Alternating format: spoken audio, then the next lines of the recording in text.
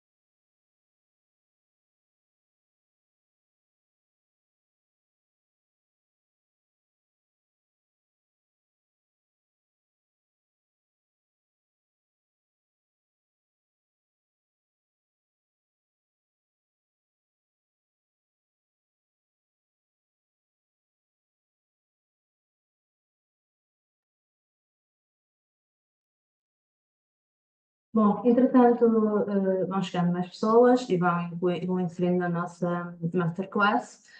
Gostaria, antes de mais, de dar as boas-vindas a todos os presentes. Hoje vamos falar aqui sobre um bocadinho de IRS, uma pequena parte. Para tal, nós vamos gravar esta sessão para ficar disponível a posterior para quem quiser consultar, mesmo para vocês ou outras pessoas. Pronto, para não, para que sempre que existam dúvidas, para que possam vê-las esclarecidas. De qualquer forma, também podem contactar connosco, em qualquer altura, que estaremos aqui para vos ajudar. Eu sou a Ângela Salgado, tenho aqui a Matilde Ferreira comigo.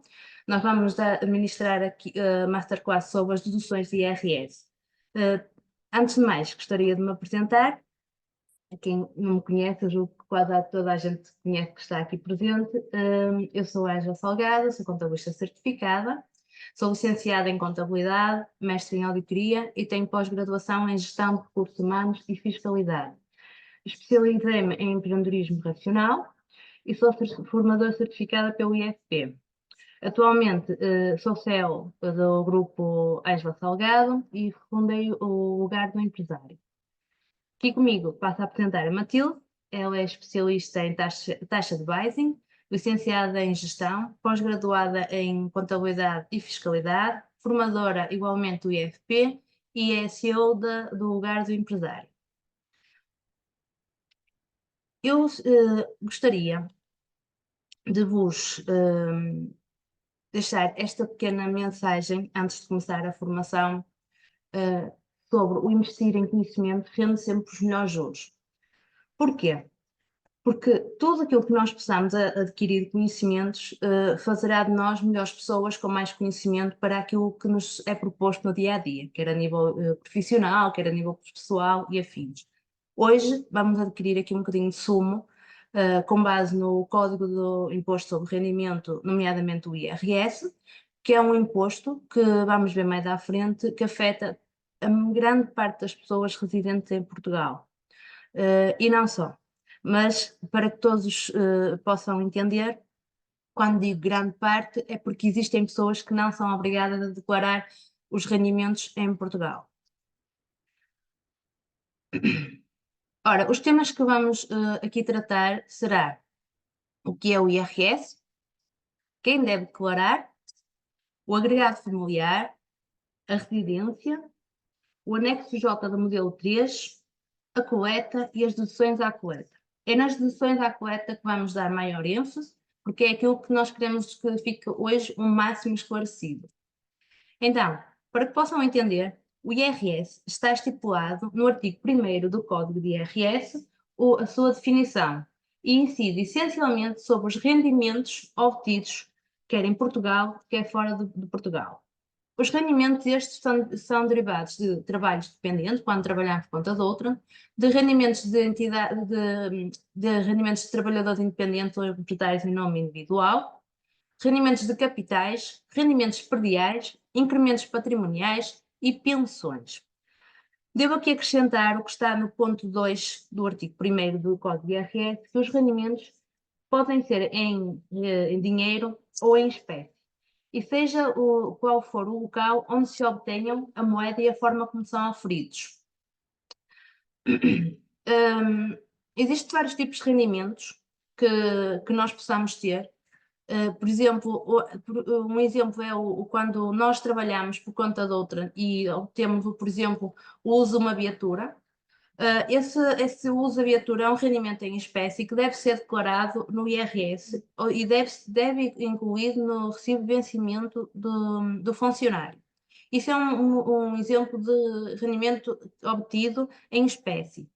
Também devo alertar que na declaração de IRS apenas incluímos os rendimentos obtidos e não as transferências. Nós temos sido questionados diversas vezes por pessoas que fazem transferências de um país, por exemplo, do Brasil para Portugal, que perguntam se necessitam de declarar o valor monetário recebido na conta cá para investimento em algum imóvel, em algum bem cá ou em alguma situação cá.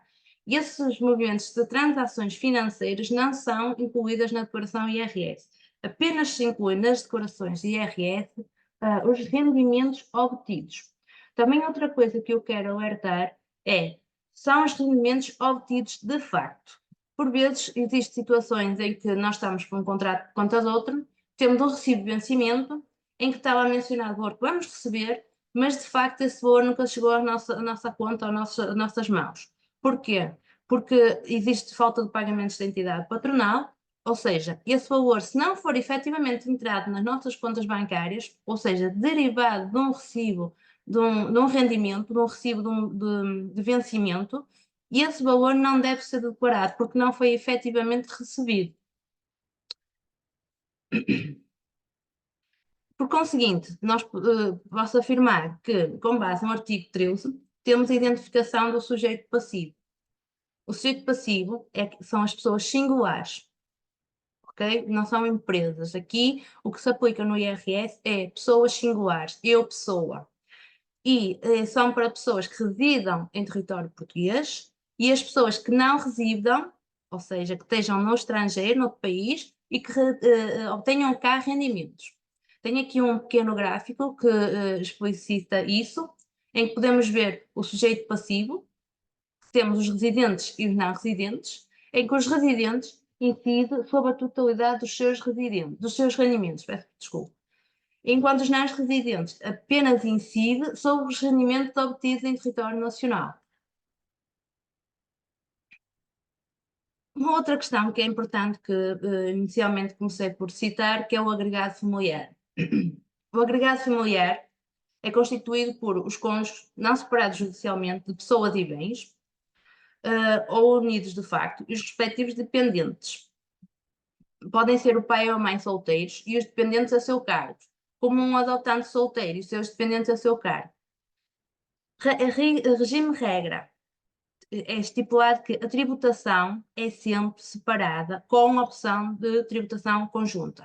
O que é que isso quer dizer? Peço desculpa que vi agora que tem um pequeno erro de tributação, mas é tributação. O artigo 13 define que cada pessoa deve declarar os seus rendimentos. Qualquer sujeito passivo deve declarar os seus rendimentos e as que os obtenha. Pode optar pela tributação conjunta com o seu cônjuge unido de facto e declarar os seus dependentes. Esses dependentes são considerados quando conjuntos na totalidade da declaração, quando separados, devem ser 50% em cada declaração. Noto que, quando digo separados, não quer dizer que o casal, que as pessoas, os cônjuges, que não estejam separados, que estejam separados de facto. Podem viver na mesma casa, ter o mesmo teto e fazer uma declaração de rendimentos em separados. Isto teremos aqui, quando fazemos as declarações de rendimentos, nós simulamos se é mais vantajoso para o sujeito passivo fazer a declaração de rendimentos de forma autónoma ou com o agregado familiar completo, com o cônjuge e filhos a 100%, dependentes. Importa também definir aqui, então, a residência. Isto porque nós temos muitas pessoas que nos procuram, mais uma vez, que querem fazer o IRS connosco e deparamos que são não residentes. Isto é uma questão bastante complicada. Devo já alertar aqui, não é tema para hoje para falarmos, mas que os não residentes pagam imposto cá em Portugal 25% sobre o total de rendimentos. Ou seja, é um imposto muito elevado para quem é não residente. De facto, quem não for não residente, ok, paga, não há nada que se possa fazer. Mas deparamos muitas vezes com pessoas que são residentes e que nunca acharam importante ou que não deram ênfase para poder alterar a morada fiscal. Morada fiscal, ok? Não tem a ver com situações de CEF, com pedidos de residência, não. Tem a ver com a parte da autoridade tributária. Junto das finanças, o sujeito passivo tem que ter domicílio fiscal no território nacional, Portugal. E para ser cumprido este critério de residência, para ser taxado a taxas progressivas, quanto maior o rendimento, maior será a taxa para aplicar ao IRS. Para ser considerado residente, tem que cumprir um destes tópicos estipulados no artigo 16, que haja permanecido em Portugal pelo menos 183 dias seguidos ou intercalados em qualquer período de 12 meses, com início e fim no ano em causa. Isto também porque o IRS é aplicado a um ano civil, de janeiro a dezembro. Durante este ano, se cumprir os 183 dias, é considerado residente em Portugal. Também tem o ponto de B, que define que, tendo permanecido pelo menos, aí disponham, num qualquer dia de período referido na linha anterior de habitação em condições que faça-se supor intenção atual de manter e ocupar como residência habitual.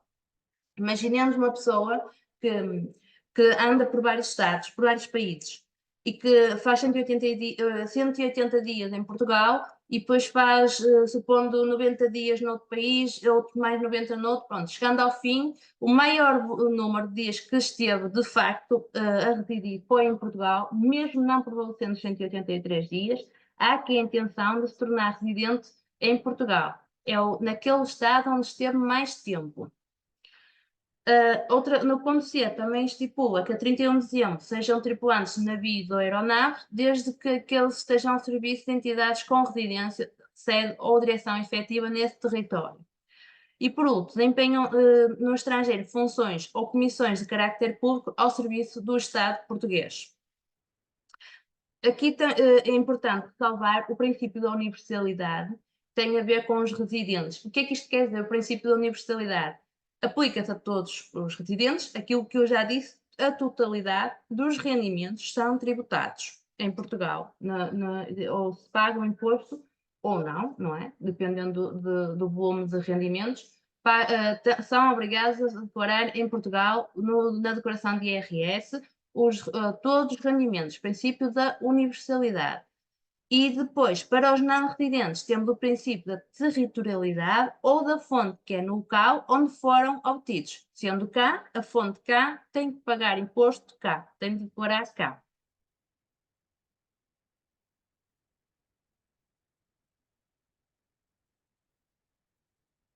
Assim sendo, já vos falei aqui de alguns pontos, não é? De rendimentos.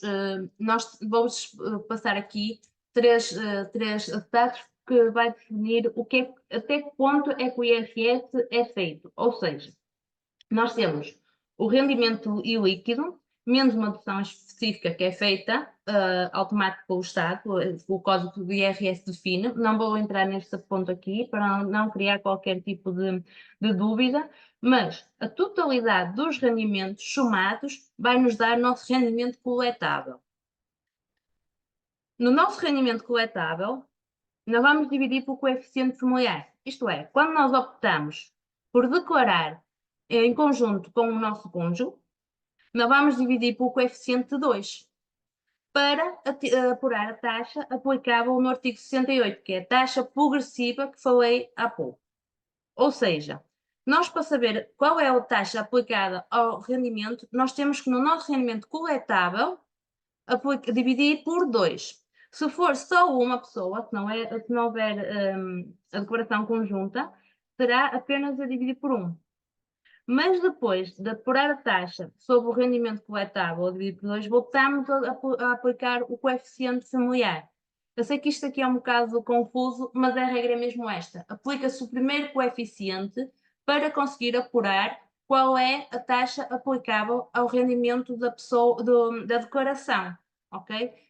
E no meio disto tudo, destas cálculos, chegamos à coleta, que é o imposto a pagar. É aqui que nós realmente sabemos aquilo que vamos pagar, de facto, porque muitas vezes as pessoas dizem assim: eu tenho imposto a pagar, não percebo como é que eu tenho imposto a pagar. Posso-vos garantir que grande parte das pessoas tem imposto a pagar. O que vai fazer com que elas não paguem é o que vamos falar a seguir, que é as deduções à coleta. As deduções à coleta que será aqui explicado pela Matilde mais à frente, mas é tudo aquilo que vai fazer reduzir ao imposto que nós temos efetivamente a pagar. E não só, como podem verificar, também reduz quem for trabalhador independente ou empresário não individual, as retenções na fonte e os pagamentos por conta. Os pagamentos por conta são pagamentos que se faz ao Estado adiantadamente por conta do IRS e as retenções na fonte têm o mesmo enquadramento, mas será feito ao longo da faturação a determinado tipo de clientes finais. Que isso também não cria muita confusão, mas isto é aplicado aos trabalhadores independentes. Poderemos falar nisto numa próxima sessão. O que importa aqui vocês perceberem é que chegamos a uma coleta e que vamos fazer aqui as deduções à coleta. E é isto aqui que nós queremos hoje mesmo falar e que fiquem esclarecidos, porque para não gerar confusões e que toda a gente consiga perceber realmente o que é uma dedução à coleta. Então, nós já estamos a receber aqui algumas questões. Queiram, por favor, aguardar.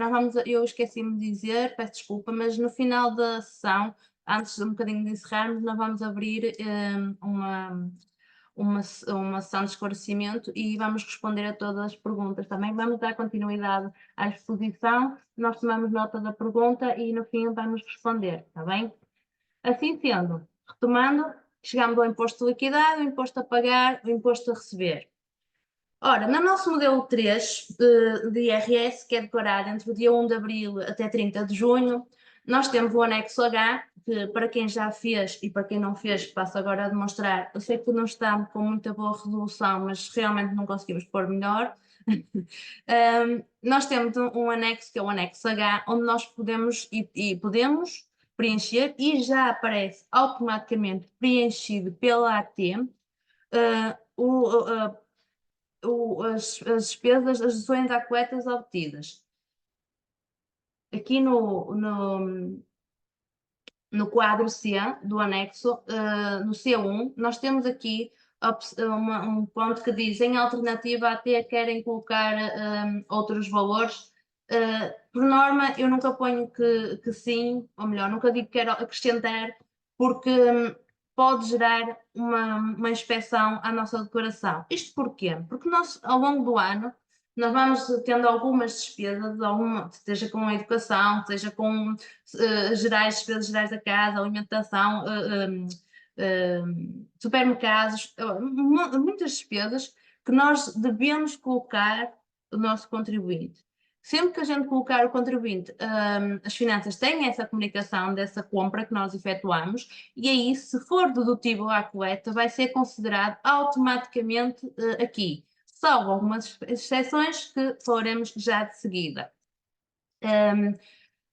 Só quero deixar aqui antes uma nota, antes de passar à Matilde para ela falar das deduções, que por vezes as pessoas põem contribuinte em tudo o que fazem, comprem, é correto, tudo correto, mas não se esqueçam de não porem mais para o que vocês ganham, ok?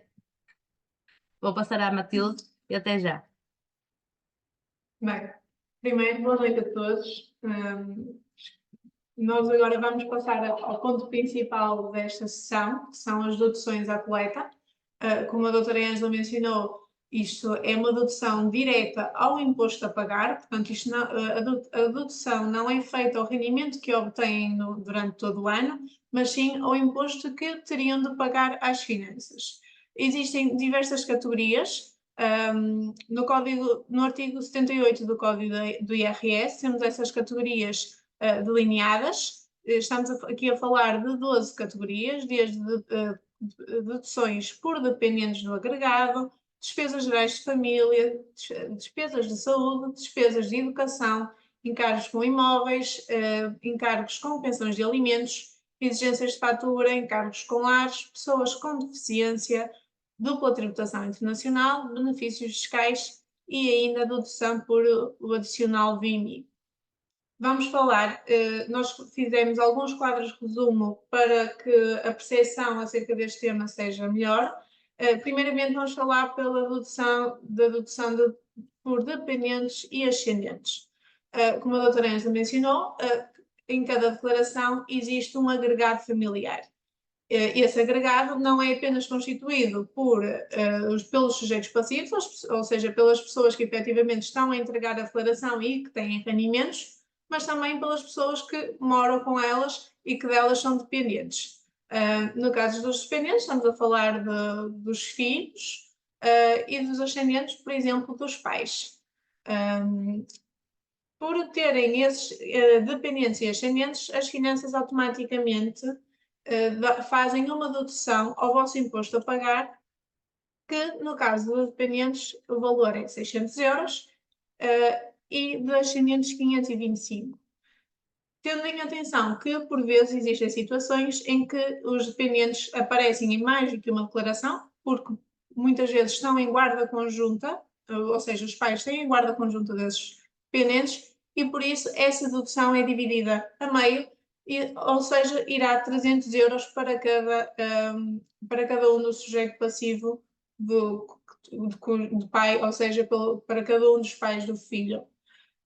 Existem ainda 3 majorações que estão previstas no artigo 78A, duas delas relacionadas com a idade dos dependentes. Portanto, se tiverem um dependente com uma idade inferior a 3 anos, têm ainda um benefício extra de 126 euros, ou seja, é adicionado aos 600 euros iniciais. Portanto, um filho, por exemplo, com 2 anos, dá direito a uma dedução automática de 726 euros. Já se tiverem mais do que um filho e um dele e o segundo tiver idade inferior a 6 anos, a majoração da dedução passa de 126 para 300 euros. Ou seja, por cada filho extra, ou seja, por cada segundo dependente, tem uma dedução de 900 euros, ok? Existe também ainda uma majoração pelo ascendente, que tem um rendimento inferior à pensão mínima do regime geral, ou seja, com um rendimento relativamente baixo, em que tem uma majoração de 110 euros. Aqui é importante realçar que estas majorações não são cumulativas, ok? Apenas têm direito a uma majoração por agregado familiar. De seguida, temos a dedução pelas despesas gerais familiares. Esta deve ser a dedução mais conhecida, digamos assim. Esta dedução dá direito a 35% das despesas que estão registadas em várias áreas, até uma dedução máxima de 250 euros por sujeito passivo, ou seja, por titular. Portanto, numa situação de declaração conjunta, esta dedução pode atingir os 500 euros. Nesta dedução estão incluídas todas as despesas que não estão incluídas nas categorias seguintes, ok? Passamos agora para as despesas de saúde e seguros de saúde, em que são dedutíveis ao IRS 15% do valor destas despesas, até ao limite dos 1000 euros. Neste caso, não por sujeito passivo, mas sim por agregado. Ou seja, em cada declaração apenas tem um limite máximo de 1000 euros. É importante aqui realçar que, relativamente aos seguros, se forem fazer a validação no portal das finanças, não vão conseguir fazer a associação dos custos com seguros na área da saúde. Isto porquê? Porque as seguradoras fazem esta comunicação posteriormente. Ou seja, nesta fase inicial fica considerado como uma despesa geral, porém a própria seguradora vai comunicar às finanças que esta despesa está relacionada com a saúde e as finanças vão proceder à devida correção. Okay? Isto é uma das questões que nos colocam diversas vezes, daí estamos aqui a realçar. Depois, despesas com a educação. Esta também dá uma dedução bastante elevada, cerca de 30% desta despesa, e o limite são 800 euros, mais uma vez 800 euros por agregado. Aqui é importante destacar que as refeições escolares estão incluídas nestas despesas, ou seja, as refeições das crianças na escola são inclusíveis nesta categoria de despesa, está bem? Bem como o arrendamento dos estudantes que estejam a morar fora da sua zona de residência. Isto é, Se o dependente tiver menos de 25 anos e estiver a morar a mais de 50 km de distância para poder frequentar a escola ou a universidade, a despesa com o arrendamento desse dependente também é em 30% dedutível no IRS. Posteriormente, temos então os encargos com lares, como o próprio nome indica, são encargos com lares de idosos e também estão incluídos nesta categoria os centros de dia. Portanto, não é apenas para lares de alojamento, mas também centros de dia, e não é apenas dos sujeitos pacíficos, mas também dos dependentes e dos ascendentes. Portanto, se tiverem um pai a residir convosco, por exemplo, a despesa do lar dele também conta como dedução até ao limite de 403,75 €, está bem? Relativamente aos imóveis, os imóveis, apenas 15% dos encargos é que são deduzidos ao IRS, sendo esses encargos com rendas apenas de habitação própria permanente, ou seja, apenas as rendas do imóvel onde estão a residir e onde têm a vossa morada registada nas finanças, e ainda os juros de créditos à habitação, apenas e só, mais uma vez, da vossa habitação própria e permanente. Ou seja, para que as despesas com estes imóveis sejam dedutíveis, a vossa morada fiscal necessita de estar no imóvel sobre o qual recaem as despesas. Para as rendas, existe uma dedução, então, de máxima de 502 € e para os juros de 296 €. Porém, existe uma majoração que depende do rendimento do agregado familiar. A majoração nas rendas pode atingir os 800 €, ou seja, podem deduzir até 800 € das rendas, dependendo do valor do rendimento do agregado. Já nos juros, a majoração passa para os 450 €. Mais uma vez, como acontecia com as deduções por dependentes, estas majorações não são cumulativas. Ou seja, também ou temos uma renda para majorar ou temos um juro habitação. Okay? Agora, exigência de fatura. Este possivelmente é o tema que mais ouvem nas redes sociais e nos jornais. A exigência de fatura é para algumas categorias previstas pelo Código de IRS, em que tem uma dedução de 15%, mas não é 15% da despesa, como nos casos anteriores, é 15% do IVA. Okay? Portanto, é uma dedução muito inferior às restantes, e o limite máximo é 250 € pelo agregado inteiro. Okay? Independentemente do número de pessoas no agregado, a dedução máxima que podem atingir com estas despesas são 250 €. E que despesas são estas? Despesas com manutenção e reparação de veículos e motociclos. Atenção aqui que é apenas manutenção e reparação, portanto, seguros não estão incluídos, aquisição de veículos não está incluída, alugueres, nada disso, apenas a manutenção, reparações do próprio veículo. Temos também alojamento, como alojamento local, restauração e similares, salões de cabeleireiro e institutos de beleza, salões de estética, clínicas veterinárias, ginásios, e ainda existe a possibilidade de deduzir o IVA a 100%, ao contrário das restantes. Existe um benefício de dedução de 100% do IVA na compra de passes e bilhetes de transporte público e aquisição de jornais e revistas. Portanto, todas as outras categorias apenas deduzem 15% do IVA, já nos passos de transporte público, jornais e revistas podem deduzir 100% do IVA até ao limite de 250 € anual, ou seja, por declaração. Temos já aqui 7 das categorias que mencionamos. Vamos passar agora às restantes. Temos então de seguida as deduções relativas às pessoas com deficiência. Isto é uma dedução fixa por cada dependente ou ascendente que tenha no vosso agregado com alguma percentagem de incapacidade. Okay? Primeiramente, para ser considerada uma pessoa com deficiência, a pessoa tem de se fazer apresentar um atestado multiusos, onde demonstra uma incapacidade superior a 60%. Ou seja, mesmo que tenha algum tipo de incapacidade, necessita de ser certificada por atestado multiusos, que pode ser solicitado em centros de saúde. Ok? Essa dedução é então de 4 vezes o IAS por dependente.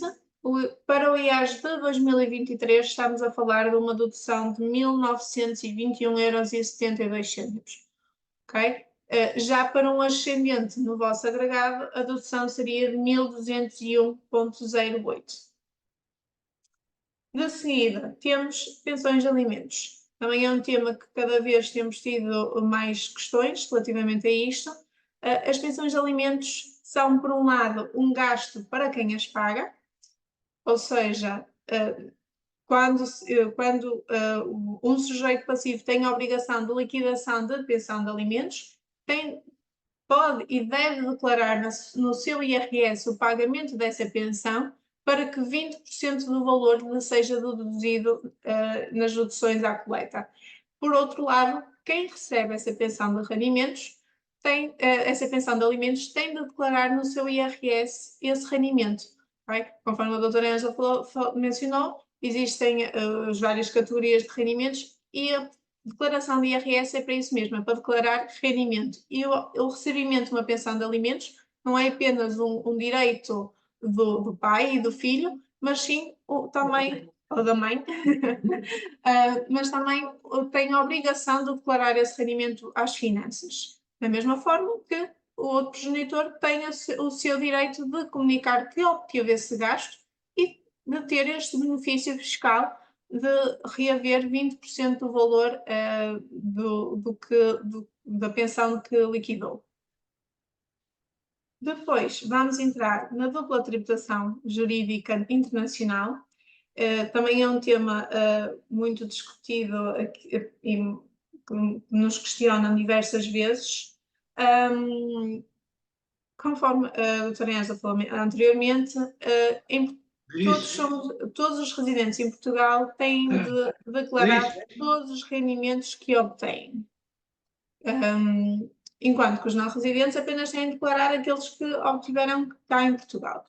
Sendo residente em Portugal e tendo rendimento no estrangeiro, vai ter de declarar esse rendimento do estrangeiro cá em Portugal.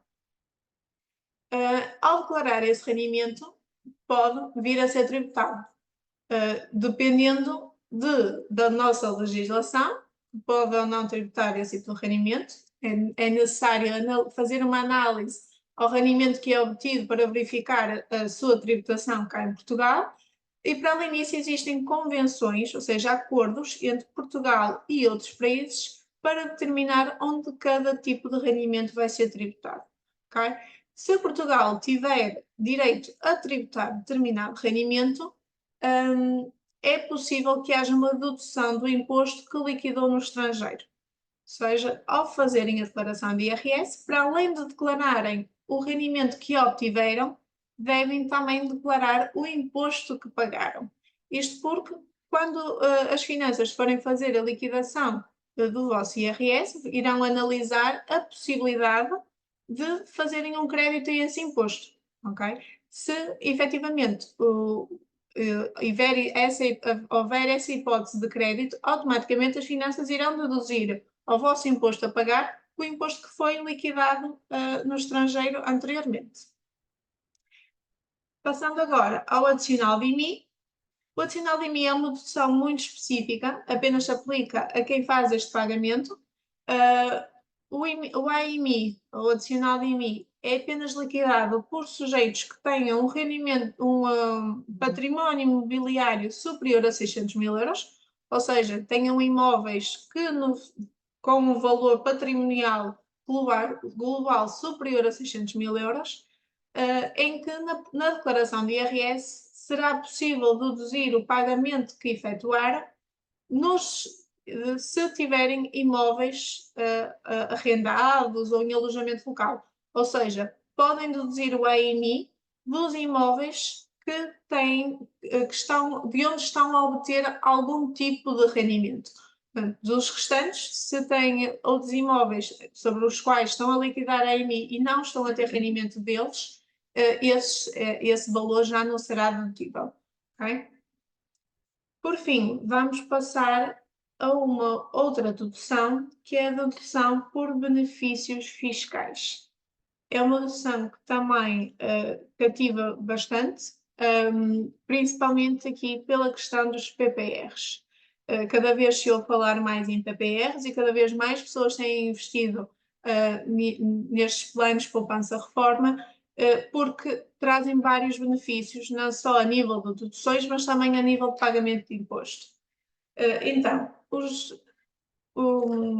ao efetuarem um investimento em planos de poupança-reforma, conseguem deduzir a 20% do valor investido até 400 euros, quando o sujeito passivo tem menos de 35 anos, até 350 euros, quando tem entre 35 a 50 anos, ou até 300 euros, quando tem mais de 50 anos. Ou seja, o jovem de 20 anos, se fizer um investimento em PPR de 2.000 euros, vai ter um desconto de 400 euros no seu IRS. Okay? Portanto, estamos a falar aqui de que irá reaver praticamente 1/5 do valor que investiu no próprio ano. Existem, contudo, algumas restrições a esta dedução. E que restrições são essas? Durante 5 anos, não pode levantar o seu PPR, ou seja, o dinheiro investido tem que permanecer investido durante 5 anos. Contudo, existem exceções, sendo elas quando já tem uma idade superior a 60 anos, em que não precisa de manter este investimento por 5 anos. Se entrar na reforma por velhice, apenas e só por velhice, portanto, se entrar na reforma, por exemplo, por invalidez, já não se iria aplicar e teria de manter o investimento por 5 anos, ou se fizer o resgate para liquidar o seu empréstimo de habitação. Ou seja, se quisermos levantar um investimento para podermos liquidar mais cedo parte do investimento do crédito de habitação, não perdemos direito a esta dedução. Agora, o que é que acontece, por exemplo, fazem um investimento em PPR em 2023, beneficiam desta dedução de 20% do valor e em 2024, por alguma razão inesperada, necessitam de retirar o dinheiro desse PPR. Vai existir aqui uma nova liquidação do IRS, ou seja, as finanças vão recalcular o vosso IRS 2023 porque não cumpriram os requisitos necessários para essa dedução e vai exigir a devolução destes 400 euros quando aplicável. Okay? Para além disto, preenchendo todos estes requisitos, na hora de levantarem o vosso PPR e de obterem os juros deste investimento, as finanças dão-vos ainda outro benefício, só uma pequena parte, que em vez de pagarem os 28% que é habitual pagarem em imposto de capital, vão pagar apenas 8%. Ou seja, temos dois benefícios num só tipo de investimento. Vamos então agora para os donativos. Qualquer donativo que seja feito a instituições na área social, cultural, ambiental ou desportiva têm direito a uma dedução de 25% do valor que doaram. Ou seja, basta colocarem esta informação, que normalmente é automaticamente introduzida pelas finanças, e terão direito então a 25% de desconto do valor que doaram às instituições, será devolvido, entre aspas, claro, no vosso IRS. Um outro investimento que traz algum benefício fiscal é o regime público de capitalização. A nível de dedução é similar ao PPR, apenas é um investimento de resgate mais complexo e mais tardio. Portanto, aqui têm também uma dedução de 20% do valor que aplicaram, até ao limite dos 400 euros se tiverem menos de 35 anos e de 350 euros se tiverem mais de 35 anos. É importante realçar aqui é que todas as categorias têm o seu próprio limite, mas somando todas as deduções a que têm direito, o valor total de deduções nunca pode ser ou nunca será superior à vossa coleta, ok? Ou seja, as deduções nunca serão superiores ao imposto que as finanças calcularam que terão de pagar, ok? E, portanto, existem, aliás, dois limites às deduções da coleta, sendo um esse, portanto, nunca são superiores ao valor de imposto calculado pelas finanças, e o segundo é que existe um limite pré-estabelecido que é calculado de acordo com os rendimentos de todo o agregado. Bem, com isto concluímos a nossa apresentação que tínhamos preparadas para hoje e estamos então abertos a questões. Bom, nós temos aqui uma questão que foi colocada depois da Zaida. Queres responder, Matilde? Sim, a Zaida colocou uma questão relativamente ao pai que está no lar e a questionar se era mais vantajoso colocá-lo como dependente no IRS ou fazer o IRS dele em separado. Bem, Zaida, isto vai depender muito do rendimento do agregado e também dele. Portanto, isto apenas fazendo simulações ao rendimento que o agregado está a obter, é que podemos verificar em qual das situações é que vão conseguir ter a maior dedução. Boa noite a todos e em particular a vocês. A situação mais ou menos é esta. Portanto, meu pai tem uns determinados rendimentos, portanto, e também tem o atestado multiusos, não é? Que vocês lhe chamaram, porque ele tem uma incapacidade de, como é que é? Deixa-me só ver o nome do atestado atestado multiuso, exatamente. Que ele tem uma capacidade de 83%, se não estou em erro neste momento, e ele tem alguns bens, e como ele está no IPSS a pagar de acordo com o IRS, à medida que aquele IRS dele vai subindo, o lar tem subido exponencialmente. Portanto, o que eu queria era controlar aqui um bocadinho os rendimentos dele para que o lar não aumentasse desta forma como tem vindo a aumentar. Portanto, a minha questão é, tendo em conta que ele tem multiusos, que tem desconto sobre o IRS a pagar, era mais vantajoso eu meter, portanto, todos aqueles bens e ele como meu dependente, ou manter as coisas como estão, cada um faz o seu IRS, eu tenho os meus bens, ele tem os dele. Sim, Zara, tenho uma questão relevante, que é o IRS é apresentado à instituição para o cálculo do valor que ele paga. E por aí, se incluí-lo no seu IRS, o rendimento dele vai ser englobado ao seu rendimento também. Vai aumentar os rendimentos. Ainda vai Exatamente. aumentar, Exato. ainda vai aumentar, ok. Então não tenho vantagens nisso. Então, e se eu puser alguns bens em meu nome, o IRS dele baixa, mas aí Mas o esses meu, bens têm rendimentos desses bens? diga, tenho rendimentos desses bens, sim, tenho rendimentos desses bens. Se Se eu os baixar, rendimentos, diga, desculpa. se os rendimentos baixarem, a partir daí temos uma solução, não é? Por contrapartida, no seu IRS vai aumentar. Pronto, e eu nele tenho o tal multiusos e em mim não tenho rigorosamente nada para fazer esses, para não pagar tanto IRS. Exato. Portanto, Isto é como se costuma dizer textualmente, isto é um pau de dois bicos. Teria que fazer uma simulação mais aprofundada, mas é assim, ele para pagar mais no ar, não é? Ele paga menos IRS. Se sim, for a colocar os rendimentos no nome da Zaida, vai pagar mais IRS e ele paga menos no ar. pois, então não me compensa. Depende mesmo, tem que se fazer cálculos mesmo dos rendimentos, mas assim numa primeira instância, se calhar é preferível ter mesmo os rendimentos nele, disse-me 85%, não foi?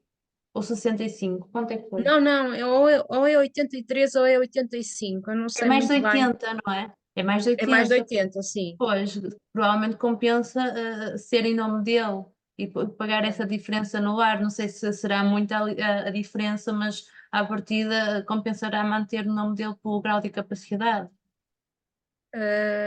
Pois eu não sei o que é que vai aumentar este ano, mas o ano passado foram mais 200 euros. Pois, no ano todo, Não, por mês. mensal. Por mês, portanto, ao final do ano foram 2.400 euros. Pois, mas se for, se os bens que tem são de imóveis, Então, pois, as rendas também vai fazer aumentar o rendimento na sua esfera. pois, E provavelmente mais de 200 por mês. Não é? Sim, sendo que rendas é tributada a taxa autónoma de 28 para 2023, 24 já será 25%. Mas 28% é a taxa que se aplica às rendas. Ou seja, o valor que você tem de rendas, que se passar para o seu nome, vai pagar autonomamente 28%. ok, ok. Eu consigo fazer essas contas. Se eu tiver dúvidas, entre em contato com vocês pelo Instagram. Muito Tá bom. obrigada pela vossa disponibilidade e pela vossa resposta. Obrigada a Obrigada. nós. Obrigada a Obrigada a nós. nós. Não sei se tem mais questões que podemos ajudar. Temos aqui mais uma questão. Isabel, não sei se colocaste alguma questão, se era em continuidade da Zaida. Não, ok. Senhor António, questionou: os meus rendimentos fora de Portugal já são tributados. Ao transferir para Portugal é aconselhável declarar? Nós temos sempre que declarar no nosso estado de residência todos os rendimentos. Se declarou fora de Portugal, cá em Portugal, esses rendimentos têm de ser declarados também. Tal como a doutora Matilde disse, depois poderá haver aqui um crédito de imposto. Nós temos que declarar o que pagamos fora de Portugal, não é? No estado da fonte, e a partir daí. Temos que colocá-lo na nossa declaração de IRS-cá, na nossa residência, e a AT vai fazer um apuramento daquilo que de facto temos a pagar. Não sei se era isso que estava a questionar. Sim, Isabel, isto é chamada dupla tributação, porquê? Porque muitas vezes têm no rendimento no estrangeiro e pagam o imposto direto na fonte, ou seja, é-lhes retido automaticamente parte do valor do rendimento como imposto e depois declaram no país da residência, neste caso Portugal, e Portugal volta a tributá-los. Mas existe legislação para evitar que esta situação aconteça, ou seja, para evitar esta dupla tributação. E se essa legislação for efetivamente cumprida e se as pessoas tiverem os seus registros nas finanças corretos, esta dupla tributação não existirá, porque existirá este crédito de imposto, esta dedução pelo crédito de imposto pago no estrangeiro. Ok? Existem diversas situações, temos tido casos nos Estados Unidos, por exemplo, é um bom caso em que muitas pessoas têm rendimentos, investimentos feitos fora do país, por exemplo, nos Estados Unidos. Existe uma convenção entre Portugal e os Estados Unidos que determina que o rendimento obtido por um residente em Portugal, no rendimento de capital obtido por um residente em Portugal, pode ser tributado nos Estados Unidos, sim, mas apenas até 15%. Porquê? Porque depois, ao declarar esse rendimento cá em Portugal, Portugal vai tributar as suas taxas específicas de 28%, mas irá aceitar um crédito de imposto de até 15% do valor pelo imposto pago no estrangeiro. Ou seja, vão pagar lá, vão pagar cá também, mas vai haver um ajuste neste crédito de imposto. Relativamente à legislação, sim, é possível consultar. O próprio Código de IRS tem um artigo para evitar a dupla tributação, mas podem consultar no portal das finanças as convenções que existem com os vários países e na própria convenção tem a resposta à questão de onde é tributado o meu rendimento. Ok? Sim, a legislação é aplicável à União Europeia e fora da União Europeia. Portanto, existem convenções praticamente com a maioria dos países do mundo, ok? Portanto, existem convenções com países da União Europeia e com países externos. Não sei se existem, entretanto, mais questões.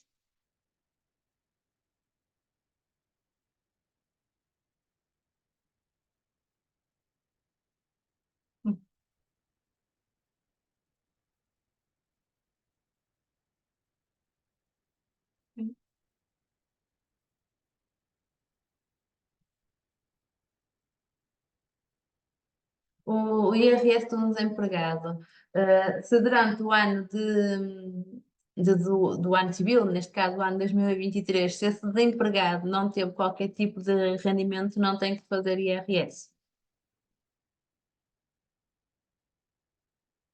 Inclusive, se tiver subsídio de desemprego. Sim.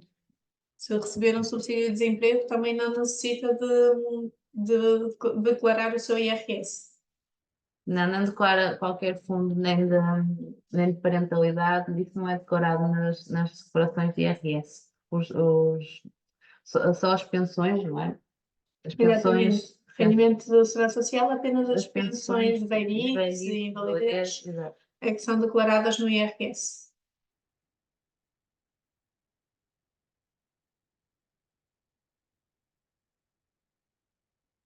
Sr. António Roberto, gostaria de saber um pouco mais do benefício do IRS. Em que benefício é que gostaria de obter mais informações?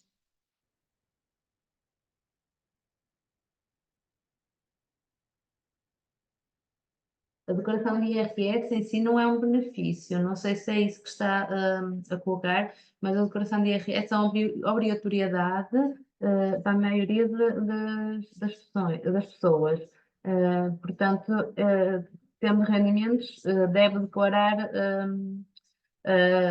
deve preencher a declaração, sendo 100% obrigatório para quem tem atividades como trabalhador independente, rendimentos da categoria P. Qualquer pessoa que tenha atividade aberta nas finanças, que digam que há muitas pessoas que dizem, eu tenho coleta aberta, eu tenho atividade aberta. Essas pessoas têm rendimentos da categoria B, são rendimentos de atividades profissionais e empresariais, são obrigados a entregar a declaração de IRS, mesmo que não obtenham rendimentos. Isto é uma exceção que tem mesmo que ser cumprida, caso não seja, gera coima.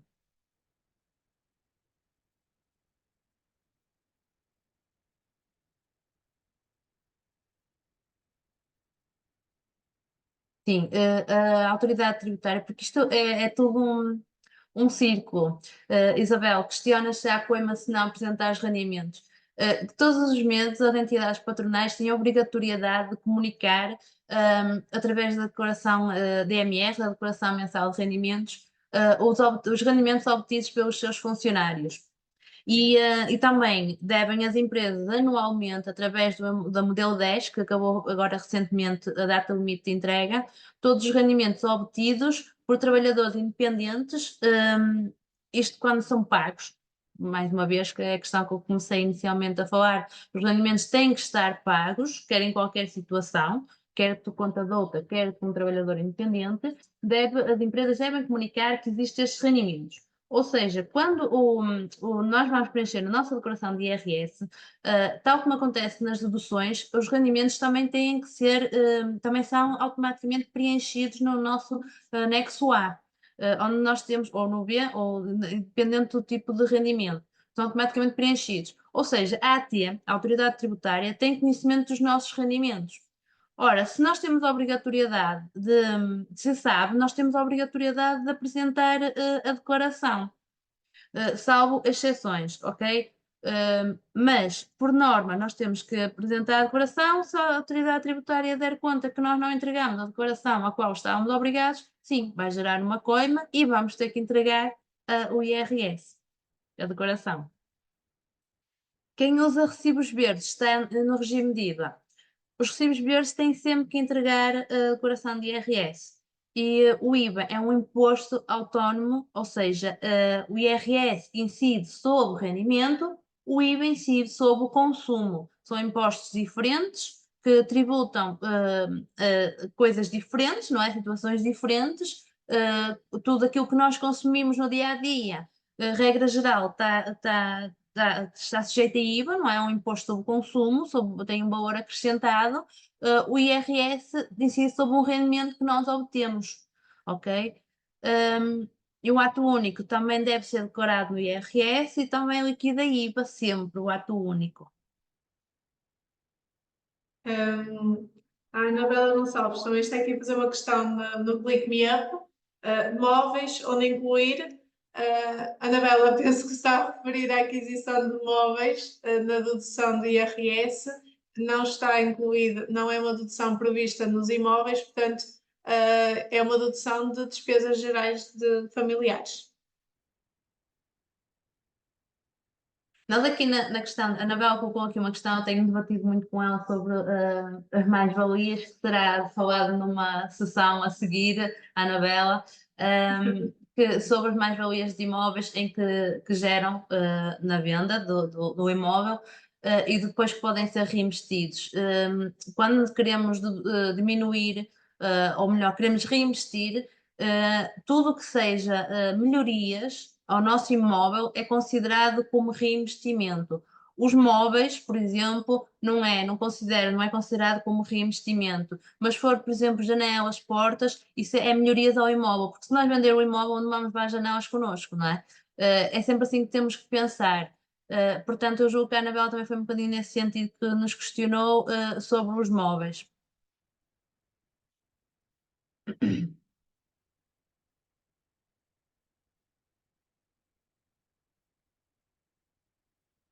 Isabel, eu não percebi a questão do IMI, não sei se percebeste. Não sei se está a referir a uma dedução do valor pago pelo IMI. O IMI, a nível de dedução em IRS, não tem valor, portanto não é dedutível, é apenas dedutível quando tem rendimentos desse imóvel. Ou seja, se tem um imóvel arrendado, ao valor das rendas recebidas é possível deduzir o IMI liquidado sobre o imóvel. Relativamente à sua questão de isenção de IRS para jovens, existem muitos benefícios para jovens que o governo tem implementado nos últimos anos. Existe, por exemplo, o IRS jovem, que abrange a maior parte dos jovens, principalmente recém-licenciados ou que obtiveram recentemente um grau académico.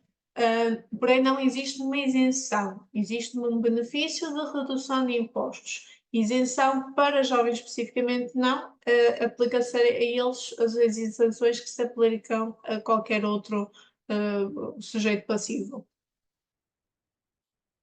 IRS sénior, não, também não existe. Existem benefícios extra para pessoas com rendimentos de pensões. E existem também benefícios portanto, benefícios a nível das deduções, por exemplo, no regime público de capitalização, se fizer um investimento em regime público de capitalização, apenas o pode reaver, apenas o pode movimentar após a reforma.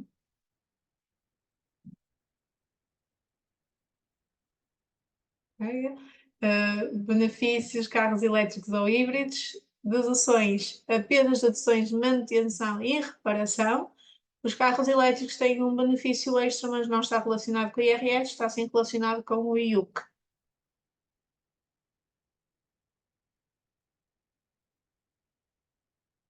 Todas as restantes despesas, para além da manutenção e da reparação dos carros, são incluídas na dedução de despesas gerais familiares. Bom, não sei se têm mais alguma questão, só quero aqui ressalvar que estamos em cima da hora, para terminar, se entretanto tiverem mais alguma questão, por favor, coloquem. Quero apenas ressalvar uma questão que é, todas as despesas têm que ter o nosso contribuinte. Por exemplo, eu vou dar um exemplo, as rendas, nós quando temos uma casa que alugamos para a nossa habitação, nós podemos deduzir no IRS, nas deduções de encargos com habitação, não é? Mas essa renda tem que ter nosso contribuinte. Existe muita gente que tem rendas que paga para ter uma casa e que essas rendas não estão colocadas no IRS automaticamente, porque quem arrenda, ou seja, o senhorio, não faz a devida declaração atempadamente para poderem ser deduzidas no IRS. Há aqui uma salvaguarda sempre que nós fazemos quando o cliente nos indica que tem rendas, que paga uma renda, nós vamos sempre ver as despesas se está lá as rendas declaradas. Se não estiver, nós declaramos manualmente. Sendo que sempre o sujeito passivo, o nosso cliente, nos dá autorização, diz que realmente existe essa renda, porque nós não temos essa garantia que ele efetivamente pagou uma renda. Por isso é que grande parte das vezes nós dizemos e afirmamos que todos os pagamentos devem ser sempre por alvo de transferência para haver registro destas situações, porque nós não tendo um documento que comprove que fizemos aquela despesa, se não estiver a transferência, é aquilo que nós dissemos até agora. Existindo valor pago ou valor recebido, nós conseguimos facilmente provar que houve essa despesa e recebemos esse rendimento, ok? Uma outra questão que eu queria ressalvar, que algumas despesas da saúde poderão não surgir no vossa fatura e por isso não demonstrar a dedução, mas não se precisam de alarmar. Isto acontece com várias entidades públicas, nomeadamente centros de saúde e hospitais públicos, porque eles não utilizam um sistema de faturação similar às empresas e por isso poderá não aparecer no vossa fatura essa despesa. Porém, eles fazem uma comunicação um bocadinho diferente às finanças, que vai funcionar um pouco como uma seguradora, portanto, irá surgir apenas posteriormente à vossa validação no portal, portanto, até ao dia 15 de março é que esses dados são validados. Porém, portanto, não se alarmem relativamente a isso. Essa dedução pode e deve ser depois confirmada na entrega da declaração de IRS, em que é verificada todas as despesas que estavam na fatura e também as restantes. Tem aqui mais uma questão da Anabela que realmente, Anabela, eu entendo, eu percebo a tua dor neste sentido, porque quando nos deparamos com, uma mais-valia e queremos reduzir ao máximo, temos aqui algumas questões sobre isto. O material de construção, pode incluir realmente no IRS como um reinvestimento, mas temos que conseguir justificar perante uma inspeção porque é que colocamos esse material. Porque repara, tu não vais comprar um saco de cimento, não vais colocar lá num cantinho, ele tem que ser aplicado, não é? Portanto, isto assim, tem que ser visto um caso a caso, propriamente dito, não é? O que nós dizemos é, tudo aquilo que seja para o imóvel, que fique fixo no imóvel, é considerado como uma despesa para reinvestimento. No caso de móveis, decoração, sei lá, qualquer coisa que não seja associado ao imóvel propriamente dito, não pode ser colocado como reinvestimento ou não deve ser colocado. Está bem? Acho ali injusto, eu entendo. O Sr. Bruno também colocou aqui uma questão, não está a aparecer aqui porque, para quem não sabe, eu passo aqui a relembrar, nós temos a nossa nova plataforma Clip Me Up, uma comunidade que é para empreendedores ou quem quer empreender, para empresários que querem se tornar empreendedores de sucesso.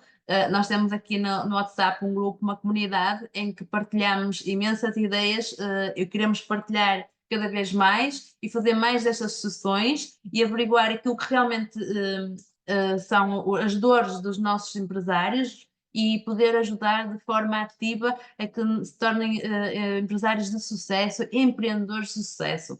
O Sr. Avelino colocou aqui no nosso grupo, na nossa comunidade do WhatsApp, neste trimestre paguei um valor elevado de IVA, apesar de ter entregue faturas. Será sempre assim? O que terei de fazer para evitar pagar tanto? Bom, isto é um bocado injusto, Sr. Avelino, que nós somos as suas contabilistas, nós estamos a par realmente das contas. Matilde, queres explicar melhor, que é a nossa responsável do departamento da contabilidade, ela que teve com o seu processo, é que me pode explicar mais, melhor. Mas os fatos, o IVA é um imposto que não é aqui do IRS. Só lhe vou dizer uma coisa a ti e a todos os que estão nos a ouvir, que o IVA, nós só entregamos aquele IVA que nós faturamos, aquilo que nós recebemos. Ou seja, se você faturar 1.000 euros mais IVA, esse mais IVA é que você vai entregar ao Estado. Pode ser reduzido pelas faturas que você compra. Ok? Portanto, sempre que você faturar, o mais IVA que faturar é isso que vai entregar ao Estado. Está bem, Matilde? Exatamente, isto já é um tema completamente à parte do que estávamos a falar hoje. Relativamente ao IVA, quanto mais faturar, mais IVA tem a pagar. Agora, o que temos de ter sempre em mente é que o que nós faturamos, o que nós recebemos do cliente não é o nosso rendimento.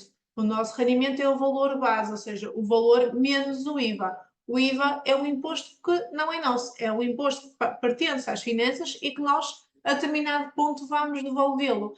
Existem, claro, deduções que podemos fazer, daí nós pedirmos e insistirmos tanto em faturas, porque existem despesas da sua atividade e da atividade de todos que podem deduzir IVA e que vão diminuir um pouco este valor. Mas o que têm de ter sempre em mente é isto, é que o valor que recebem do vosso cliente não é vosso, não é na totalidade, apenas é vosso uma parte desse valor e o remanescente é das finanças. Não são as finanças que estão a receber, mas vocês são os transportadores, digamos assim, desse valor. Apenas recebem o valor para posteriormente o entregar. Ou seja, não faz parte do vosso rendimento e devem ter atenção a isso, efetivamente, para que não vos crie uma confusão ou dificuldade na gestão deste montante, que está do vosso lado, mas não é vosso.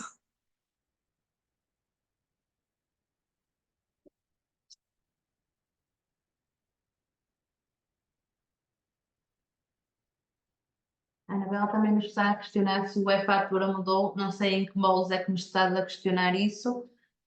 Tens conhecimento de alguma coisa? Não, hoje eu consultei, estava mais ou menos como é habitual. Eu acho que tem a ver com se é para identificar, no caso de ter atividade como trabalhador independente, se é considerado como trabalhador independente, talvez seja isso, Anabela.